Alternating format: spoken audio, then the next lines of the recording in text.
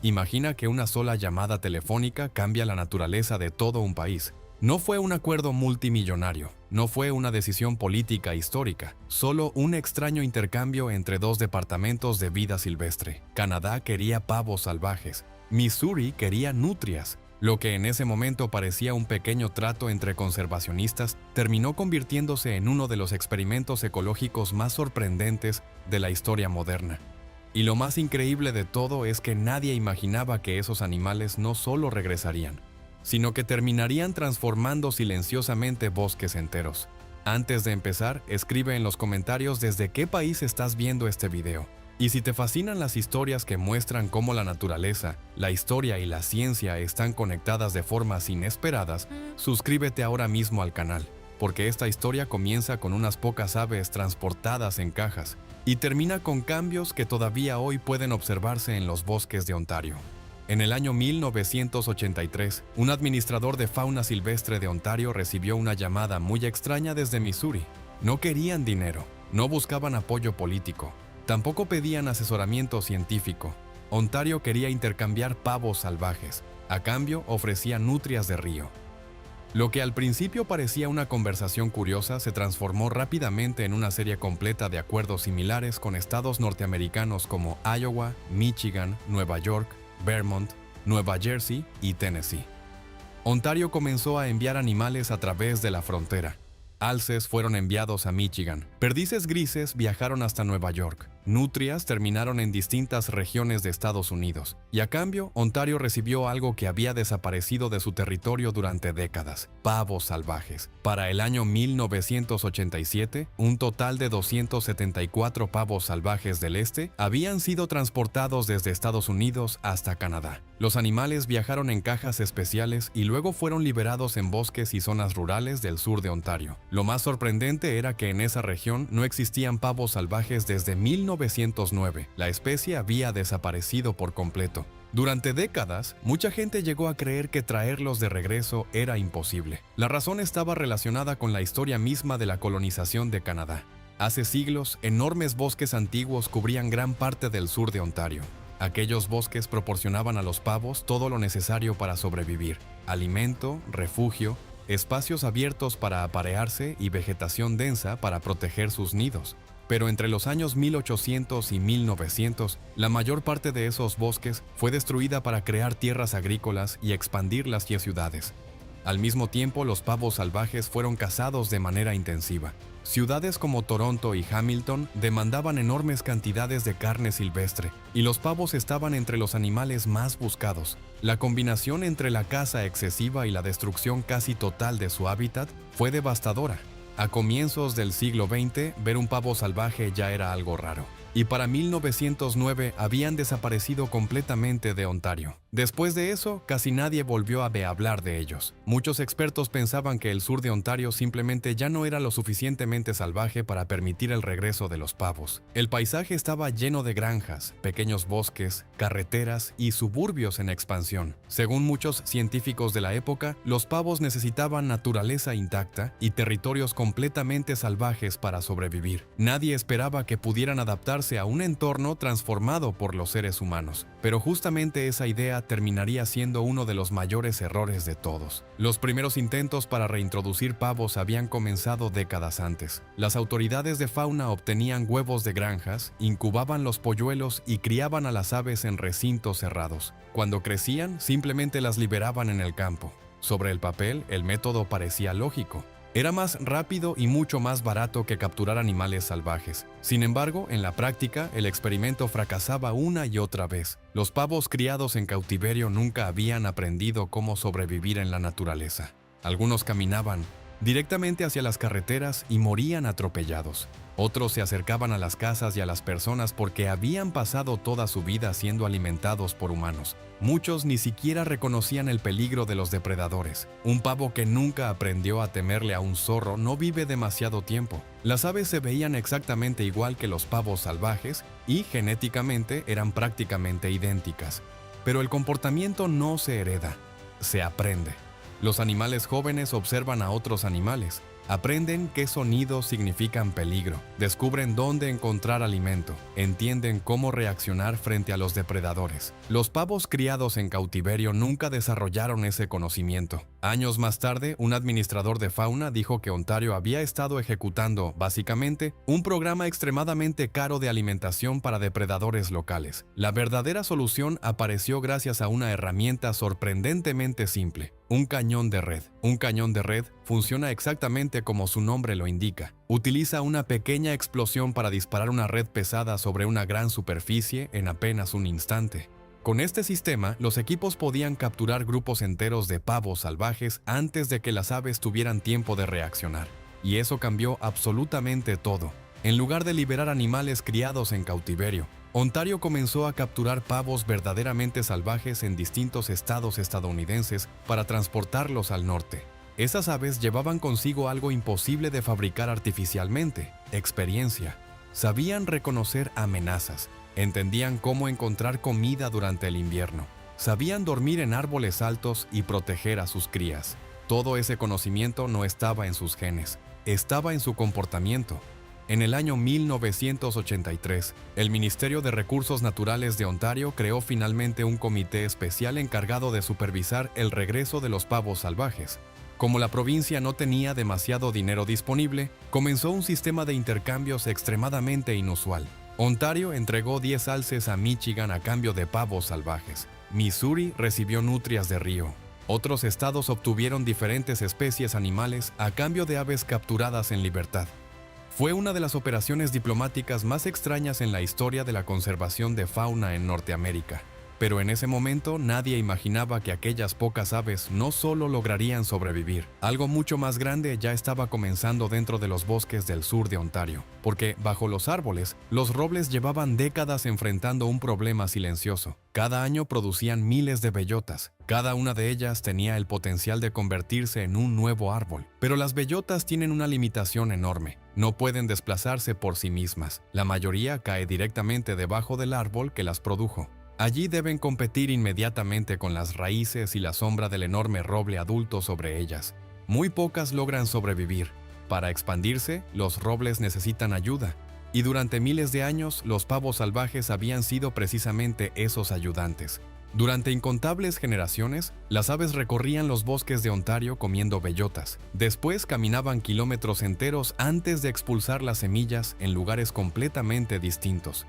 Gracias a eso, nuevos robles podían crecer lejos de los árboles originales, pero cuando los pavos desaparecieron, ese proceso prácticamente se detuvo. Claro, otros animales continuaron moviendo algunas bellotas. Las ardillas enterraban semillas cerca de sus madrigueras. Los arrendajos azules transportaban algunas distancias cortas.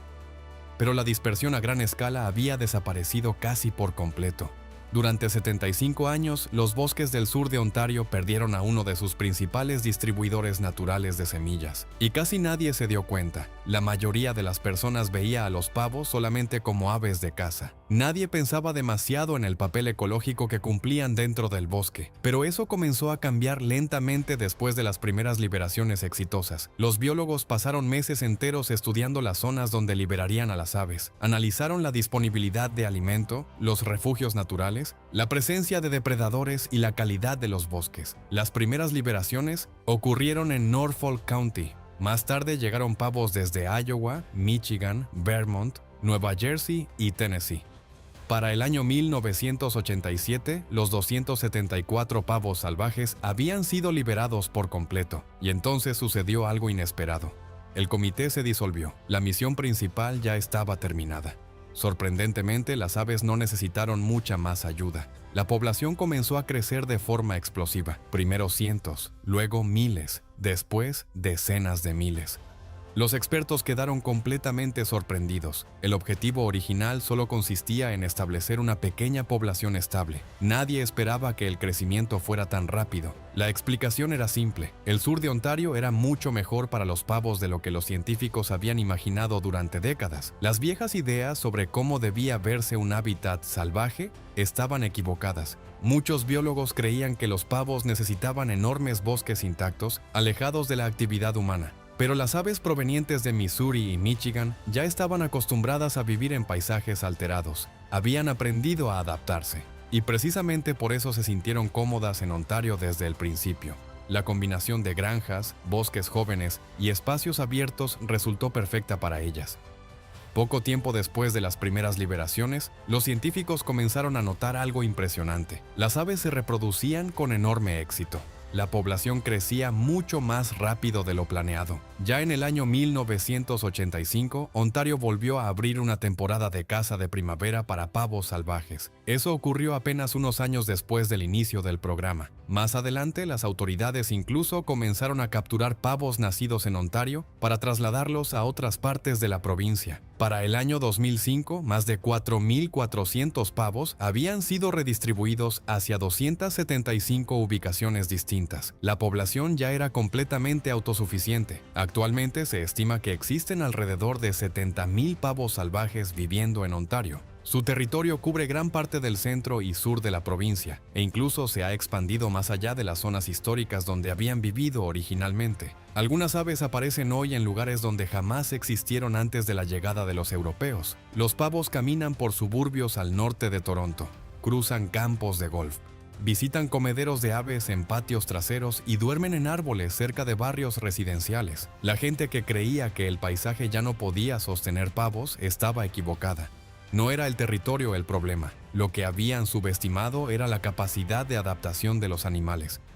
Pero mientras la población seguía creciendo, los ecólogos comenzaron a notar algo curioso en el suelo del bosque. Los pavos no se alimentan delicadamente, escarban.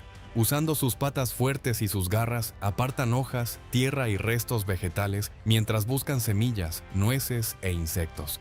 Una bandada de pavos deja detrás de sí áreas que parecen haber sido rastrilladas por completo. Las hojas quedan volteadas, el suelo aparece expuesto. Fragmentos de plantas quedan dispersos por todas partes. En zonas donde se reúnen muchos pavos, este comportamiento puede modificar significativamente la vegetación del bosque. El especialista canadiense Jeff Carpenter observó durante años cómo las grandes poblaciones de pavos afectaban las capas inferiores de los bosques. Las aves removían enormes áreas del suelo buscando alimento. Para muchos insectos y pequeños organismos que viven dentro de las hojas caídas, esto puede representar un problema. La capa de hojas secas funciona como refugio para innumerables especies. Pero al mismo tiempo ocurre otra cosa, la tierra queda expuesta. Y exactamente eso es lo que muchas semillas necesitan para germinar. Las gruesas capas de hojas normalmente bloquean el contacto directo entre las semillas y el suelo húmedo. Cuando los pavos remueven esa capa, crean pequeños espacios abiertos donde nuevas plantas pueden comenzar a crecer. Sin proponérselo, las aves preparan el terreno para nueva vida. El bosque interpreta sus movimientos como una especie de jardinería natural. Y nuevamente las bellotas cumplen un papel central en todo el proceso. Cuando un pavo salvaje come bellotas durante el otoño, muchas de esas semillas sobreviven intactas al proceso digestivo. Horas después, terminan lejos del árbol original, depositadas sobre el suelo junto con fertilizante natural. Eso convierte a los pavos en algo mucho más importante que simples aves del bosque. Sin darse cuenta, ayudan a plantar nuevos árboles. Durante miles de años, los pavos salvajes transportaron bellotas a través de enormes distancias en los bosques de Ontario. Pero cuando desaparecieron durante 75 años, gran parte de ese sistema natural también desapareció con ellos. Los científicos todavía intentan entender cuánto cambió el bosque durante ese tiempo, porque los robles crecen lentamente, muy lentamente. A veces, los efectos ecológicos más importantes tardan décadas en hacerse visibles. Por eso, incluso hoy, los investigadores continúan estudiando si el regreso de los pavos está alterando la manera en que los robles vuelven a expandirse por el sur de Ontario. Pero no todas las teorías sobre estas aves resultaron ciertas. Con el regreso de los pavos, muchas personas comenzaron a creer que ayudaban a controlar las garrapatas responsables de transmitir la enfermedad de Lyme. La idea parecía lógica. Los pavos pasan gran parte del tiempo buscando insectos entre las hojas del bosque. Caminan constantemente por zonas donde abundan las garrapatas. Así que muchos asumieron que las aves reducían naturalmente sus poblaciones. Sin embargo, la ciencia nunca logró demostrarlo. Los investigadores confirmaron que los pavos ocasionalmente comen algunas garrapatas, pero el impacto sobre la cantidad total era prácticamente insignificante. Y eso dejó una lección importante. La conservación funciona mejor cuando se basa en evidencia científica real, no simplemente en historias que suenan convincentes. Afortunadamente, los verdaderos beneficios ecológicos de los pavos ya eran impresionantes por sí solos. Y lo más curioso es que ninguno de esos beneficios había sido el objetivo original del programa. Cuando Ontario inició el proyecto en 1983, nadie hablaba de restaurar ecosistemas ni de ayudar a los bosques. La razón era mucho más simple. La gente quería volver a cazar pavos salvajes. El programa costó alrededor de $120,000 durante su primer año. Parte del dinero vino del gobierno provincial, pero gran parte fue financiada por organizaciones de caza y conservación. Lo que comenzó como un intento de recuperar una especie para la caza terminó convirtiéndose en una transformación ecológica inesperada. Con el paso de los años, los científicos comenzaron a notar algo sorprendente. Los pavos removían el suelo del bosque, abrían espacios para nuevas plantas, transportaban semillas a kilómetros de distancia. Sin querer, ayudaban al bosque a renovarse. Hoy existen aproximadamente 70,000 pavos salvajes viviendo en Ontario, y quizá la parte más extraordinaria de toda esta historia no sean los números, es el sonido. Durante las mañanas de primavera, el fuerte llamado de los pavos vuelve a escucharse atravesando los bosques del sur de Ontario. Durante 75 años, ese sonido había desaparecido. Los bosques parecían más silenciosos. Y ahora los científicos empiezan a sospechar que también eran menos vivos. A veces, recuperar una especie no solo devuelve un animal perdido, también devuelve procesos naturales que el ecosistema llevaba décadas esperando recuperar. Y pensar que todo comenzó con una sola llamada telefónica y un extraño intercambio entre pavos salvajes y nutrias.